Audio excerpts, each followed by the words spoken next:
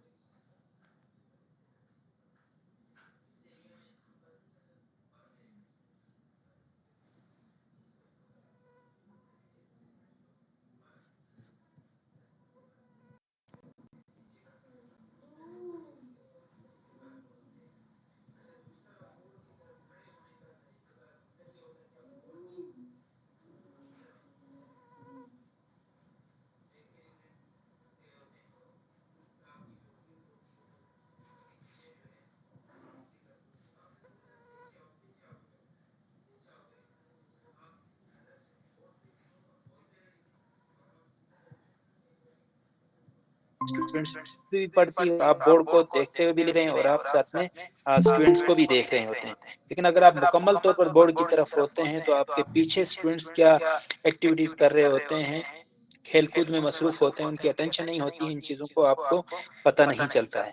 अच्छा, दूसरा जो है लेसन प्लानिंग का जो उसूल भी है कि आप पी के टेस्ट लेते हैं कि प्रीवियस नॉलेज को चेक करते हैं। तो आपसे कोई मसलन मिसाल के तौर पर आप जाके वर्ब डिस्कस कर रहे हैं, तो आप उनकी तरफ पूछ सकते हैं कि अच्छा आप डिस्कस करें कि वर्ब क्या है, आपको पहले से कोई कॉन्सेप्ट है, पूछें कि do any concept about verb. लेकिन चूंकि वो जाहिर सी बात है आपका इंटरव्यू लेने के लिए बैठे हैं, जस्ट वो आपको आंसर तो नहीं करेंगे, लेकिन अच्छा ठीक है, अब हम पढ़ेंगे वर्ब और वर्ब का एक्सप्लेन करें कि वर्ब क्या है, फिर उसकी टाइप्स कौन कौन सी हैं, एग्जाम्पल दे के उसको अंडरलाइन करके एक्सप्लेन करते जाएं।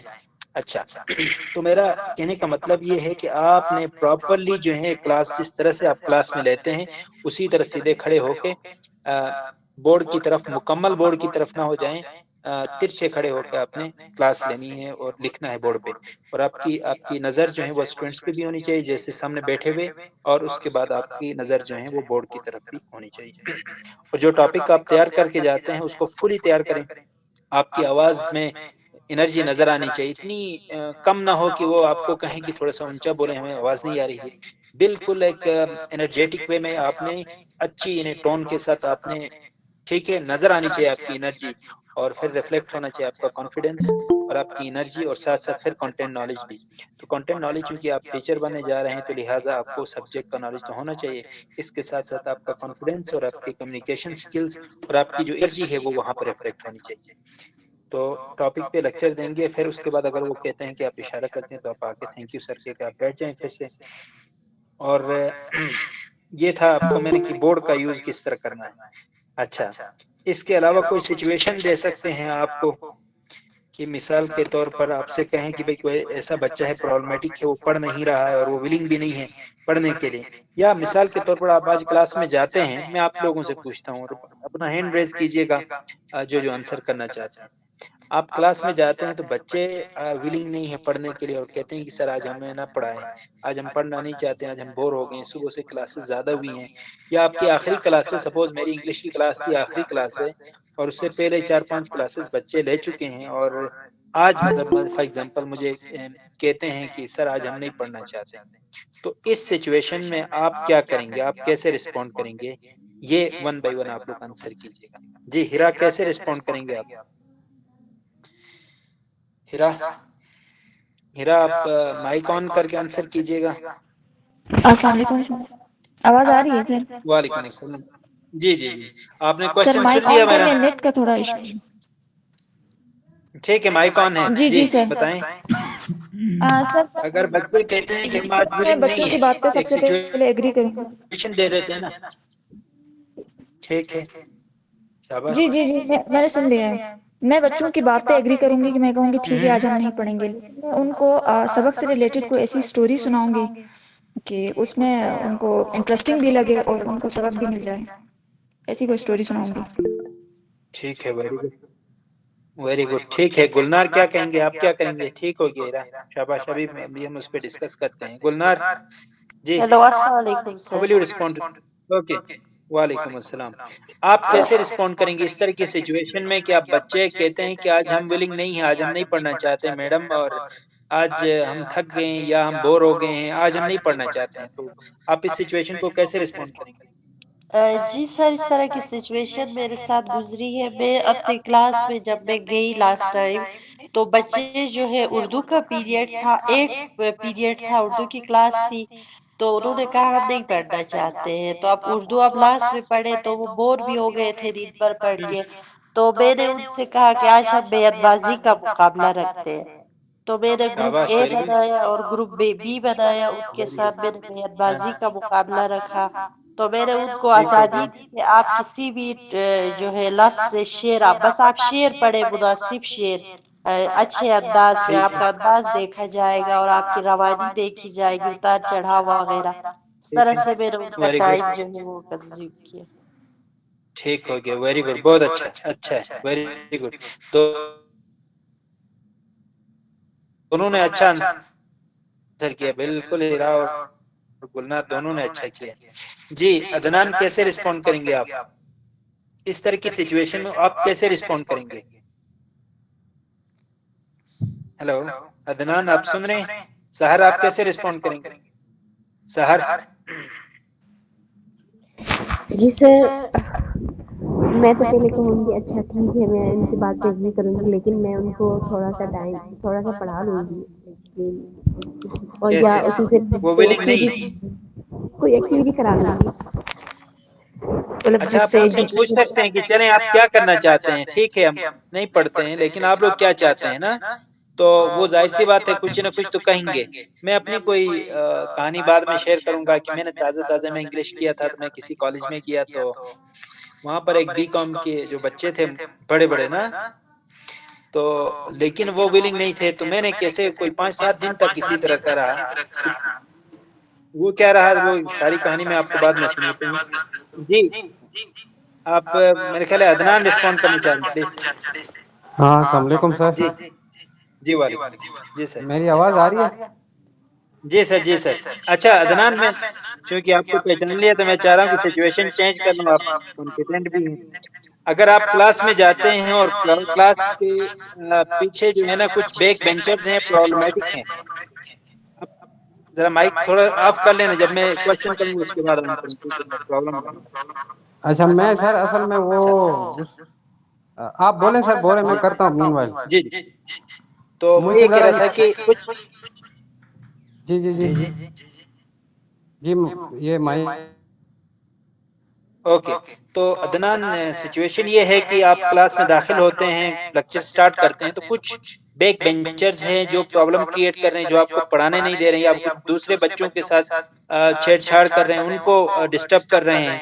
और वो इस आपके क्लास के अंदर जो एनवायरनमेंट है, जो कंडूसिव एनवायरनमेंट है, लर्निंग एनवायरनमेंट आप क्रिएट करना चाह रहे हैं, उसके अगेंस्ट वो ऐसी एक्टिविटी कर रहे हैं, आप ऐसे बच्चों को कैसे डील करेंगे एज अ टीचर?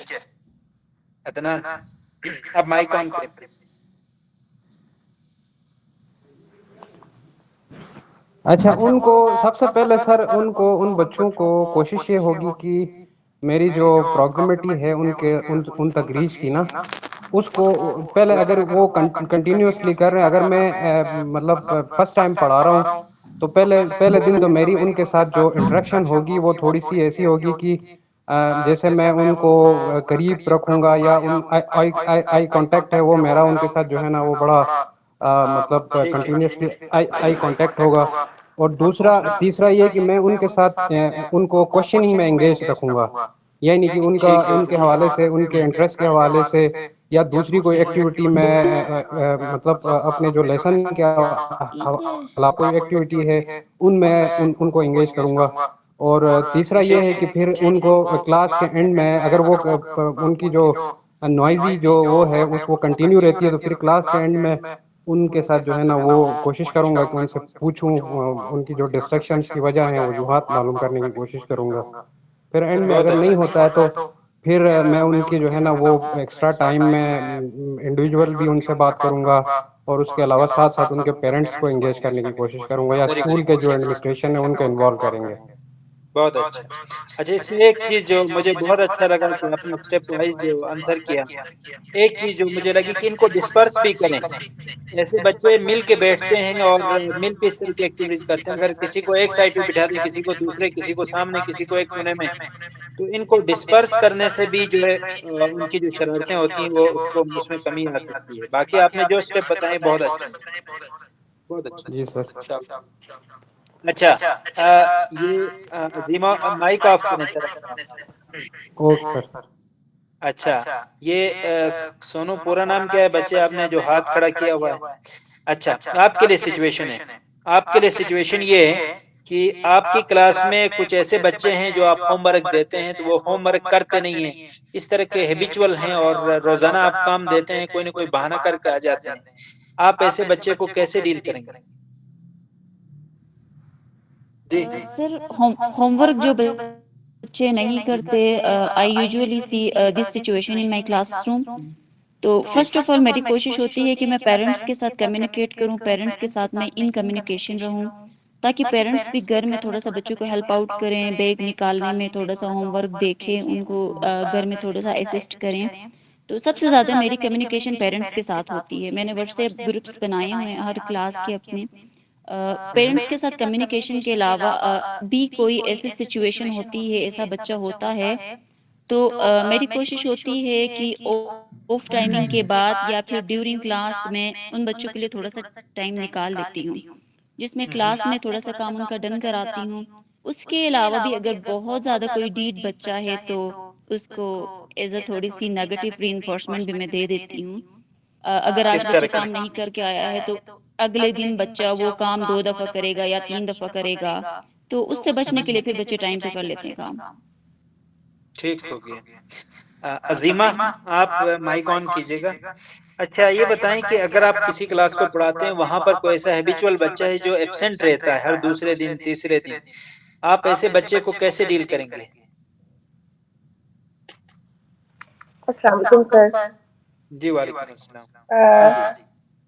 सर जब मेरी क्लास में कोई बच्चा ऐसे हैबिचुअली एब्सेंट हो, तो पहला तो ये होता है कि पेरेंट्स टीचर टीचर का कांटेक्ट हो के इस तरह से कि आपका बच्चा एब्सेंट है, इन्फॉर्म किया जाता है कि नहीं आ रहा। दूसरा ये कि बच्चा जब स्कूल में आता है तो मैं उसको थोड़ा सा ज़्यादा अटेंशन में इस तरह से देती हूँ, तो उसके लेक्चर का पूछा या मैंने उससे रीज़न पूछती हूँ एब्सेंट क्यों थे। और इस तरह से कि ज़्यादातर ये होता है कि मैं थोड़ा सा उसका काम का और उसका सबक का ज़्यादा फोकस करती हूँ कि वो पढ़ के आया है या नहीं आया। तो इस तरह से मैं उसको वो करती हूँ। और दूसरा अगर उस बार-बार उसके बावजूद भी वो छुट्टियाँ करे तो फिर उसकी पेरेंट्स तक कॉल करती है कि बच्चे नहीं आ रहे हैं। तो इस तरह से सर। ठीक हो गया। अच्छा मारिया, आप माइक ऑन कीजिएगा। मेरी आवाज़ आ रही है? जी ठीक है, शाबाश। मारिया, माइक ऑन करें आप। मारिया के जी अलावा और सर। कौन कौन है? चले, माइक ऑन किया आपने?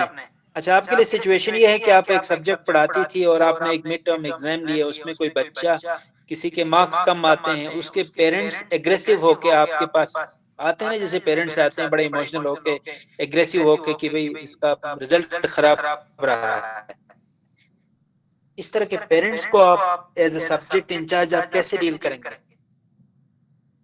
सर मैं सबसे पहले इतना उनको बच्चों की परफॉर्मेंस में बताऊंगी कि ये बच्चा जो है वो क्लास के अंदर पार्टिसिपेट नहीं करता था। और सेकंड ये मैं बताऊंगी कि ये बच्चा जो है वो ना पढ़ाई में कोई दिलचस्पी ले रहा था। आई थिंक आप लोग भी शायद घर में भी कोई आप दिलचस्पी नहीं ले रहे थे, तो इसलिए नहीं, हो सकता है कि आपने क्या पहले कन्वे किया होगा उस इस हवाले से उनको। जी पहले तो मारिया, मारिया। हाँ सर, क्योंकि बार-बार ना अगर बुलाने से भी अगर पेरेंट्स नहीं आए तो फिर मैं ऐसे आंसर कर सकती हूँ। नहीं, सपोज अगर जो है वो उनके पेरेंट्स का कोऑपरेशन भी ठीक रहा है, लेकिन बच्चे का रिजल्ट खराब है, तो आप कैसे ये उसको डील करेंगे? पेरेंट्स का जो रिएक्शन है वो तो जायज़ है कि पैसे भी देते हैं, वो कहीं पढ़ाते हैं तो वो फ़ी भी देते हैं और आके फीडबैक भी लेते रहे। फीडबैक पॉज़िटिव था उनके क्लास का, आपने लेकिन एंड में जाके उनका रिजल्ट खराब हो गया। तो अब आप कैसे उन पेरेंट्स को कन्विंस करेंगे? किस तरीके से उनको उनको क्या कहेंगे कि उनका जो एग्रेशन है उसको कम करने के लिए आप क्या-क्या स्ट्रेटजीज़ अडॉप्ट करेंगे?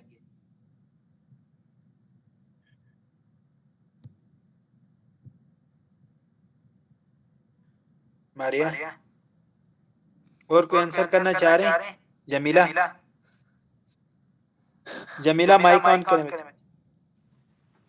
अस्सलाम वालेकुम जमीला? सर। जी, जी जी वालेकुम सर। आपने क्वेश्चन सिचुएशन समझी? जी sir. So how will you respond to such kind of situation? बात ये है सर, पहले तो ऐसा ही ना कि स्टार्टिंग से ही हम पेरेंट्स के साथ इन कम्युनिकेशन रहते हैं। अगर बच्चे की पहले से परफॉर्मेंस अच्छी है, जैसा मेरे क्लास में एक बच्चा था पिछले साल क्लास 4 का, उसका वो बच्चा जो है वो पोजीशन होल्डर था। यानी जब मैं टेस्ट लेती थी तो टेस्ट में वो मतलब जो स्कोरिंग उसकी होती थी वो हाई होती थी, अच्छे से वो मार्क्स गेन करता था। बाद में लास्ट में पेपर के दौरान देखा तो वो रो रहा था। हालांकि मैंने जो टेस्ट मैंने लिया था उसी में से मैंने पेपर बनाया था। मैंने उसके पेरेंट्स के साथ कम्युनिकेट किया, क्या वजह आपका बेटा जो है लास्ट टाइम मेरे पेपर में रो रहा था। तो उसकी अम्मी ने मुझे बताया कि मैंने उसको मतलब प्रेशराइज किया था। ठीक है। दरअसल बात ये है सर, बच्चे जो है हुँ, लास्ट पेपर्स के दिनों में पेरेंट्स भी प्रेशराइज कर रहे होते हैं। तो ये भी एक हो सकती है देखें, सर कि बिल्कुल ठीक है। शाबाश। हुँ, ठीक है। अच्छा देखें, बहुत सारे फैक्टर्स हो सकते हैं। हम फ़ौरन जो है ना उसके आंसर की तरफ जाते हैं, फ़ौरन थोड़ा-सा उसके काज़ की तरफ जाने की कोशिश करें। कौन-सी सिचुएशन हो सकती है? देखें, ज़रूरी नहीं होता है कि साल भर पढ़ें और आखिर में हो सकता है कि जिस दिन पेपर हो उस दिन कोई बीमारी भी हो सकती है। उस दिन कोई खुदा न ख़ास्ता फैमिली में कोई फ़ौतगी, कोई और बीमारी हो सकती है, कोई और प्रॉब्लम आ सकती है जिसकी वज़ह से बच्चा शायद परफ़ॉर्म ना कर सके। या वो रात भर जागा रहा, सुबह आके जो है वो पेपर में परफॉर्म नहीं कर सका। बहुत सारे फैक्टर होते हैं, उन दिनों उसकी तबीयत क्या थी और क्या फैक्टर्स थे। तो इन फैक्टर्स को जानने की ज़रूरत है। आप कन्विंस कर सकते हैं कि आपका बच्चा पढ़ाई में ठीक है, पेपर में परफॉर्म नहीं कर पाया है। बच्चे को लाके पूछ सकते हैं कि क्यों नहीं परफॉर्म कर पाया, तो बच्चा अपनी कोई रीज़न दे सकता है। अच्छा, फिर पेरेंट्स को इन्वॉल्व कर सकते हैं कि भई क्या वजूहात थी? माइक को क्यों हो रहा है? किसी का माइक ऑन है? अदनान साहब मेरा ख़्याल है माइक नहीं है आपका। कुछ पूछना चाह रहे हैं? अदनान अच्छा साहब कोई सर, वो क्वेश्चन आप है? जो आप इस हवाले से आंसर कर रहे हैं, मेरे ज़हन में कुछ आंसर तो नहीं कह सकता, कुछ आइडियाज़ जी, आ जी, रहे थे, वो मैं शेयर करना चाहता आप करें, फिर जी, मुझसे जी, पूछें। जी, जी। अच्छा, मैं क्या बात कर रहा था? अ, अच्छा, बच्चे के हवाले से उन फैक्टर्स को जानने की कोशिश करें जिन फैक्टर्स की वजह से उसकी परफॉर्मेंस में कमी आई है। एक अच्छा बच्चा था और साल भर आपकी जो फॉर्मेटिव असेसमेंट थी, क्लास में जो असेसमेंट होती थी उसमें अच्छा परफॉर्म कर रहा है। लेकिन आगे जाके आपको मिड टर्म को एग्ज़ाम लेते हैं तो उसमें परफ़ॉर्म नहीं कर पाता है, तो उसकी क्या वजूहात हैं? पहले तो आप उस बच्चे से इन्वेस्टिगेट करने की कोशिश करेंगे। फिर उनके पेरेंट्स को इन्वॉल्व करें कि वो क्या वजूहात हो सकती हैं, उन दिनों कोई प्रॉब्लम तो नहीं थी, बीमारी तो नहीं थी, कोई पेरेंट्स की तरफ से कोई इस तरह का प्रेशर तो नहीं था या कोई खुदा न खास्ता घरेलू कोई प्रॉब्लम तो नहीं था। और बहुत सारे फैक्टर्स होते हैं, उन फैक्टर्स को यानी देखने की ज़रूरत है, ठीक है? तो उनको जब सामने लाएँगे तो खुद ब खुद जो है इसका आंसर सामने आएगा कि वो कौन-सी वजूहात थी। अदनान साहब क्या कहना चाहते हैं? आप बताएँ सर, शेयर करें सर प्लीज़। जी सर, इसमें डिपेंड करता है कि वो सिचुएशन के ऊपर, आप वाली बात की मैं उसको सेकंड करूँगा, जी, सिचुएशन पे डिपेंड करता है कि आया कि वो बच्चा हैबिचुअली वो इस तरह का मतलब डल जी, है, जी। या वो सिर्फ़ एक पर्टिकुलर एग्ज़ाम में उसके साथ मसला हुआ है। अगरचे वो बच्चा ठीक है। हैबिचुअली डल है, लेज़ी रहा है, आपने पेरेंट्स को इंटीमेशन की है कि आपका बच्चा इस तरह है, तो फिर वो उस सिचुएशन में तो आप अपनी तरफ से पेरेंट्स को बता सकते थे कि आप जो है ना वो हम जैसे होता है टीचर कि हमने आप लोगों को बताते रहे कि आपकी तरफ से भी नहीं हुई, या वो बच्चा सिर्फ किसी पर्टिकुलर एग्जाम में उसके साथ कोई इशू हुआ, तो फिर आप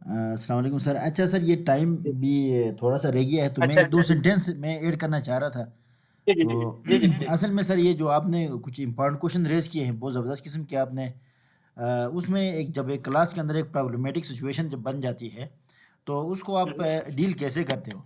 तो इसके हम्म, हवाले से एक प्रोफेशनल वे में इसका आंसर जो है ना, हम जब हम क्लासरूम मैनेजमेंट पढ़ाते हैं, तो हम्म, उसमें यहाँ पर तो गेस्ट के अंदाजे में तो आंसर न देने से यूगरेस करके एज ए प्रोफेशनल वे में हम अगर दें तो बेहतर रहेगा ना, सिक्योरिंग अच्छी होगी।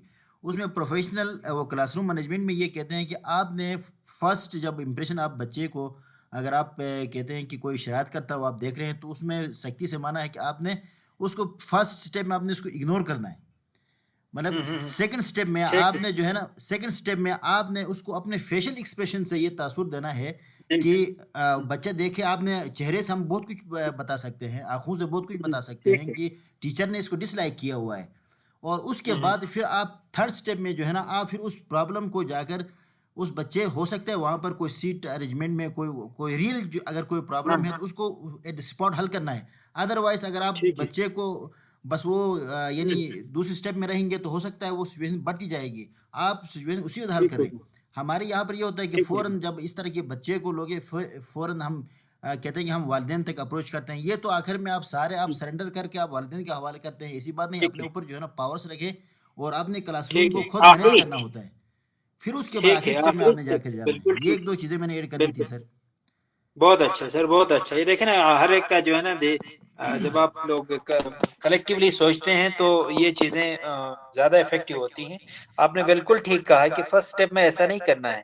फर्स्ट स्टेप में तो आप इग्नोर करेंगे, सेकंड स्टेप में जाके आप उनको आंखों ही आंखों में आप उनको या क्वेश्चन करेंगे, बार बार उनसे क्वेश्चन, उनको रियलाइज होगा कि अदनान साहब जरा माइक में, जी सर, जी सर। सर फियाज ने बड़ी ज़बरदस्त बात की है। असल हाँ में बहुत सर, अच्छा, बीइंग अ टीचर, मैं कुछ और मज़ीद ऐड करूँ कोई 1 मिनट, जी जी कुछ जी सेकंड के जी लिए। जी जी जी, बीइंग अ टीचर, आपका जो मकसद है वो अपनी, मतलब ये नहीं होता कि वहाँ बैठकर आपने उनके अपने एक्शन के ज़रिए या उनको क्लास से निकाल के या पेरेंट्स तक अप्रोच करके उनको सीधा करना है। ऐसे चीज़ें मज़ीद एग्रवेट होती हैं, बल्कि आपने being a teacher, being a real change agent, आपने अपने एक्शंस के ज़रिए उनकी ठीक लाइफ है, में जो है ना, वो टीचिंग नॉलेज इम्पार्ट करने के साथ साथ उनकी कैरेक्टर बिल्डिंग भी करना है। तो उस कैरेक्टर ठीक है, बिल्डिंग में आपको जो फयाज साहब ने जो बताई, वो अप्रोच सारी आपने अपनानी है, जो जो स्टेप्स उसने बताए हैं। ठीक हो गया, तो उसमें आपने ये अच्छा, नहीं करना है कि प्रॉम्प्टली एक्शन लेकर बड़े जज्बाती होकर क्लास से निकाल के या उनके साथ जो भी होता है वो नहीं करना है। ठीक हो गया। रियल अच्छा, चेंज यही एजेंट की एक तरह उनके क्वेश्चन, कैरेक्टर बिल्डिंग करनी है सर। ठीक हो गया, ठीक हो गया सर। सर, अभी चूंकि जी जी अच्छा सर, एक और जी मैं फिर, जैसे कि एक सिक्योरिंग के हवाले से वालिदैन अमूमन ये शिकायत लेके आते हैं, ये बहुत इंपॉर्टेंट आपने क्वेश्चन रेज किया था सर। इसके हवाले से हम सबसे पहले वालिदैन को इस तरह से हम उनको समझाने की कोशिश कर लेंगे कि देखें, हमेशा बच्चे यानी मार्क से हम उसको मार्किंग से ही किसी को हम ऐसे क्यों करते हैं कि यार उसकी अच्छी मार्किंग है तो वो अच्छा लड़का है। लर्निंग के जो डिफरेंट डोमेन्स होते हैं, आप हमेशा कोग्निटिव डोमेन को फोकस नहीं करें, इसमें इफेक्टिव है, साइकोमोटर भी है। आपका बच्चा ने जो जो ही यानी आगे यानी बड़ा हुआ है, तो इसने अपनी जो एबिलिटीज़ हैं इस तरफ भी शिफ्ट किया हुआ है, इस वजह से आपकी स्कोरिंग में इफेक्ट तो आ जाता है। तो इस तरह से हम उसको भी ऐड करें तो मेरा ख्याल है तो ये बेहतर रहेगा सर। वो बात ठीक है सर, लेकिन आप पता है कि बच्चे पेरेंट्स जो है ना, उनके मार्क्स के बारे में जो एक सोसाइटी के अंदर एक ट्रेंड है कि सोशल मीडिया बढ़ जाता है, रिजल्ट आता है तो मेरे बच्चे ने पहली पोजीशन ली, इतने मार्क्स नहीं, इतने परसेंटेज है। तो वो सोसाइटी का जो प्रेशर और जो टेबूज और जो नॉर्म्स है ना, उससे बाहर निकालना भी बड़ा मुश्किल होता है। लेकिन अभी क्योंकि जाहिर मार्क्स कम आए हैं, तो उनको कन्विंस करने के लिए ये एक फैक्टर तो हो सकता है कि आप उनको ये कहें कि आपके बच्चे में ये तब्दीलियां आई हैं, लेकिन यहाँ पर मार्क्स कम आने की क्या वजूहात हैं, उन वजूहात को भी फाइंड करना पड़ेगा। ये जरूरी नहीं कि वो एथलेटिक एक्टिविटीज में या उसके इखलाक में बेहतरी आई है तो मार्क्स कम होने चाहिए। तो ऐसा कोई इस तरह का इनडायरेक्ट प्रोपोर्शनल, इस तरह का कोई इन्वर्सली प्रोपोर्शनल रेशियो तो है नहीं कि अखलाक अच्छे हों तो मार्क्स कम आते हैं। ये तो बैक बेंचर्स के बनाए हुए टेबल्स होंगे ना कि जिनका अच्छा अखलाक होता है उनके मार्क्स कम आते हैं। बहरहाल, ये आपने अच्छा पॉइंट किया कि उससे यकीनन एक फैक्टर नहीं होता है, बाकी जो चीजें हैं, डोमेन्स हैं, उनको भी देखना चाहिए। अच्छा, एक और जो पॉइंट मेरा ज़हन में आया था अदनान साहब की गुफ्तगू से, कैरेक्टर का जिक्र किया था, कैरेक्टर बिल्डिंग का। पूछ सकते हैं इंटरव्यू में, how will you define character, quality को पूछते हैं कि भाई क्वालिटी या एक्सेलेंस किसे कहते हैं। तो how will you define character, क्योंकि टाइम बहुत कम है। अदनान साहब आप ही डिफाइन करें सर प्लीज। आपने कहा कैरेक्टर बिल्डिंग में टीचर का रोल होता है, how will you define character? Sir character एक इंडिविजुअल की जो ओवरऑल जो दुनिया को डील करने का जो उसका फिनोमिना है, वो उसका कैरेक्टर है। जैसे उसका वो अपार्ट फ्रॉम नॉलेज, वो अपनी जो है ना वो बिहेवियर में कैसा है, वो दुनिया को कैसे देखता है, दुनिया के साथ कैसे अपडेट रहता है, और दुनिया को मतलब किस नज़र से देखता है, उसकी ओवरऑल जो एथिक्स क्या हैं, उसके मोरालिटी क्या है, वो जो है ना कितना कॉन्फिडेंट है, ये उसका ओवरऑल कैरेक्टर है। ठीक हो गया। और कोई और डिफाइन करना चाहेंगे कैरेक्टर को? जी, हैंड रेज करें अगर आप करना चाहते हैं। जी गुलनार।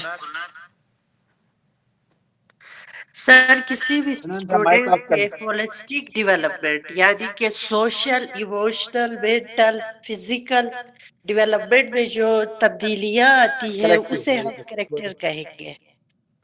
बहुत अच्छा, शाबाश, बहुत अच्छा। टेक्निकल डेफिनेशन की और बहुत अच्छी डेफिनेशन की। अच्छा, बिल्कुल बहुत अच्छी डेफिनेशन की। आप भी कुछ कहना चाह रहे हैं? सना है, कौन है? जी जी sir character refers to the qualities या traits या attributes जी जी जो भी बिल्कुल किसी भी ठीक है। इंडिविजुअल के बिहेवियर को या फिर पर्सनालिटी को डिफाइन करते हैं। Very good, like some of all एक ट्रेड्स, चाइल्ड के बिल्कुल अंदर किस यस किस किस हद तक एक बच्चे में एम्पैथी है, किस हद तक इंटेग्रिटी है, रिस्पॉन्सिबिलिटी बिल्कुल है, ठीक है। रिस्पेक्ट है, पॉजिटिव एटीट्यूड है, बहुत अच्छा, रेजिलियंस है, बहुत अच्छा। कम्युनिकेशन है, ये सारी चीजें आई थिंक कैरेक्टर में आती हैं। ठीक हो गया। सम ऑफ ऑल कैरेक्टरिस्टिक्स कहें या ट्रेड्स कहें किसी भी इंडिविजुअल के अंदर हो, ठीक हो गया। अच्छा, एक्सेलेंस को कैसे डिफाइन करेंगे? क्या excellence, how will you define excellence?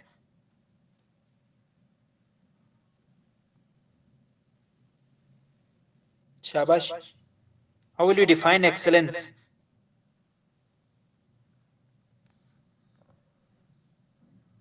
Sir excellence is a state of being exceptional. Being exceptional, how will you define exceptional? What does it mean by exceptional? Like how much someone is outstanding and superior in quality. So how will you measure the outstanding of an individual? कैसे major करेंगे आप? कैसे जज करेंगे? कैसे valuate करेंगे कि एक बंदा सुपर्ब है, एक्सीलेंट है?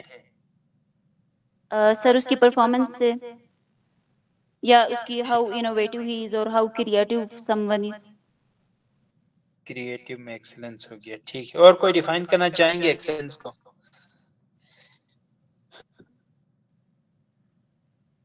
हाँ जी सर किसी भी काम को अगर कोई इंसान मतलब मोस्ट अपनी जो है ना वो उसके साथ इनपुट के साथ अगर वो कर सकता है, तो वो उसका एक्सीलेंस है। कोई भी काम हो जिसको अपने 100% इनपुट के साथ करना जानता हो, मतलब विद बेस्ट ऑप्टिमम उसकी जो है ना एबिलिटीज के साथ।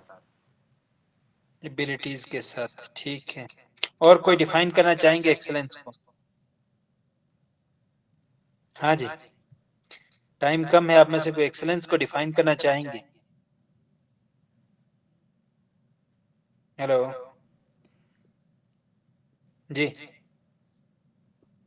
अच्छा सर, मेरे हिसाब से इसका जो है एक्सीलेंस का जो मतलब मैं जो समझ रहा हूँ, किसी भी काम को जी एक अच्छे यानी बहुत आला तरीके से परफॉर्म करना। और इसकी हम इसको मेजरमेंट जो कर लेंगे वो ऐसे करेंगे, अगर एज अ स्टूडेंट अगर हम चेक करना चाहते हैं तो वो जो भी एक्टिविटी कर लेता है उस एक्टिविटी में उसकी परफॉर्मेंस किस तरह की है, अगर वो बहुत अच्छा कर जा रहा है एज कम्पेयर टू अदर जो कुलीग्स है, तो हम कहेंगे ये एक्सीलेंट, ये अपनी फील्ड में एक्सीलेंसी दिखा रहा है बच्चा। इस तरह से हम ठीक है, डिफाइन कर सकते हैं। ठीक है। अच्छा, 4 मिनट हैं, क्योंकि मुझे वैसे तो टॉपिक आप लोगों ने आर्टिफिशियल इंटेलिजेंस का कहा था, तो बीच में वो बात कहीं और निकल गई और गुफ्तगू करते करते ये 4 मिनट रह गए। तो मैं कोशिश करूंगा कि एजुकेशन में आर्टिफिशियल इंटेलिजेंस का आप लोगों को ज्यादा इल्म होगा मुझसे कहीं ज्यादा। बस अगर मोटा मोटा पूछते हैं तो वहां पर कोई कंप्यूटर या आर्टिफिशियल इंटेलिजेंस का एक्सपर्ट तो होगा नहीं।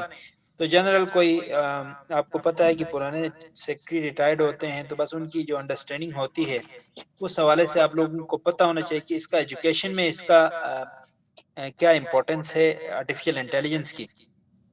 आर्टिफिशियल इंटेलिजेंस आपको पता है कि एबिलिटी ऑफ मशीन है टू परफॉर्म कॉग्निटिव टास्क। और वो कॉग्निटिव टास्क क्या है कि थिंकिंग का, परसीविंग का, लर्निंग का और प्रॉब्लम सॉल्विंग और डिसीजन मेकिंग का।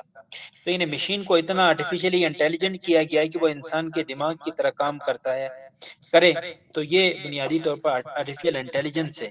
ये बुनियादी तौर पर यानी नॉलेज का है प्लस कंप्यूटर यानी कंप्यूटेशनल लिंग्विस्टिक है। इसके पीछे जो काम करती है कि कंप्यूटर के पीछे जो लिंग्विस्ट होते हैं वो डेटा दे देते हैं उस मशीन को और उसको इस तरह से इंटेलिजेंट करते हैं कि वो खुद से सोचे और खुद से प्रॉब्लम को सॉल्व करे। अब हम अगर एजुकेशन में इसकी इंपॉर्टेंस देखेंगे तो हमें एक्सेस टू एजुकेशन कि अब हमें इजी हो गया है कि हम किसी भी नॉलेज को एक जस्ट क्लिक में, कोई भी क्वेश्चन होता है हम उससे पूछ सकते हैं, रेलेवेंट इंफॉर्मेशन हम उससे रिसीव कर सकते हैं। अच्छा, क्वालिटी इंफॉर्मेशन हमें, अपडेटेड इंफॉर्मेशन हमें आती हैं, तो क्विक इंफॉर्मेशन हमें आती है। मिसाल के तौर पर मुझे किसी तकरीब में तकरीर करनी थी और इनागुरेशन सेरेमनी है, मैं लिख देता हूँ कि भाई मुझे एक इनागुरेशन एजुकेशनल इंस्टीट्यूशन है वहां पर मुझे तकरीर करनी है। तो आप एज ए गेस्ट जो है आप स्पीच करते हैं तो वो जस्ट 2 मिनट के अंदर अंदर आपको तकरीर लिख के दे देता है। तो देखें ना, इतनी क्विक इन्फॉर्मेशन वो डेटा को मैनिपुलेट करके आपको इन्फॉर्मेशन देता है। इसके नेगेटिव इम्पैक्ट्स क्या हैं? क्रिएटिविटी की डेथ समझी जाती है। लेकिन अभी ये जो है इसके बारे में जो क्रिटिक हैं वो ये कहते हैं डिपेंडेंसी इंसान की बढ़ जाएगी। अच्छा, रीडिंग हैबिट कम हो जाएगी, राइटिंग हैबिट इससे इफेक्ट होगी। ह्यूमन इंटरेक्शन हम एक दूसरे के रवैयों से सीखते हैं। अगर हम मशीन की तरह से इंटरेक्ट करेंगे तो वो जो ह्यूमन इंटरेक्शन की वजह से हम एक दूसरों के रवैयों से सीखते हैं वो इफेक्ट होगा। अच्छा, मशीन जाहिर सी बात है मशीन लर्निंग में जो डेटा है उसकी प्राइवेसी का इशू हो सकता है, सिक्योरिटी इश्यूज हो सकते हैं। अच्छा, ये इसके नेगेटिव इम्पैक्ट्स होते हैं। फिर कहा जाता है कि इससे जॉब इश्यूज होंगे। अभी आपको पता है कि हार्वर्ड यूनिवर्सिटी के अंदर एक क्या कहते हैं रिपोर्ट आर्टिफिशियल इंटेलिजेंस के जरिए इतना इंटेलिजेंट किया गया कि वो क्लासेस लेंगे। तो इस तरह से जो है वो अगर इंसान जो है जो इसका जिसका जो क्या कहेंगे आर्टिफिशियल इंटेलिजेंस है, इंसान के अंदर एक नेचुरल इंटेलिजेंस है, अगर वो उसको कहा जाता है कि इतना ज्यादा इंटेलिजेंट किया जाएगा मशीन को कि फ्यूचर में जब सुपर आर्टिफिशियल इंटेलिजेंस आएगी तो न सिर्फ वो सोचेगी बल्कि वो क्या कहते हैं कि शायद टेक ओवर करे, शायद वो मैनिपुलेट यानी क्या कहें कि इंसान की जगह ले ले, इंसान को रिप्लेस करे। तो इस तरह के ह्यूमन के लिए थ्रेट्स भी समझे जाते हैं। तो ये इसके नेगेटिव इम्पैक्ट्स हैं। आई होप कि टाइम बहुत मुख्तसर है, चंद सेकंड रह गए हैं, तो इसको इस तरह से आप लोग काइंडली रिस्पॉन्ड कीजिएगा। तो wish you all the best, thank you very much.